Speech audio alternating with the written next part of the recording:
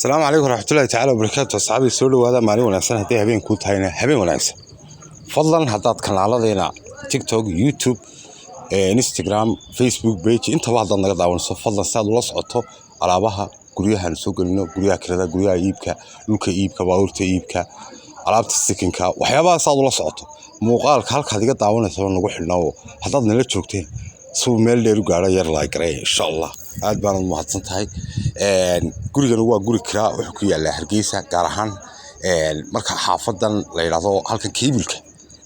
marka joogto 150 qofkii garanaya Starbucks marka joogto wadada u kacda waqooyi laamida marka la qaado intaan dalcad marka la yar fuulo halka keebilka la yiraahdo halkan keebilka inaa Saciid area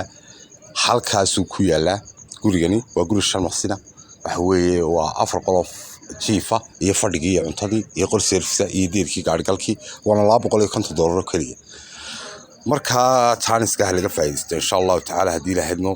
mar walba waxaan idin soo gudbinaa muuqaalada si aan idinla socodsiino waxyaabaha chance-ka ama guriyaha kirada qofkii doonaya xitaa inuu guri kireeyo everything hadaa imka waxaan hayaa guri laba qol oo halka baska jigjigeere qamar kaalinta dabarkeeda oo laba qol waxa ka banaan laba qol oo inan waxa haysta laba caruur haysta ayaa gasha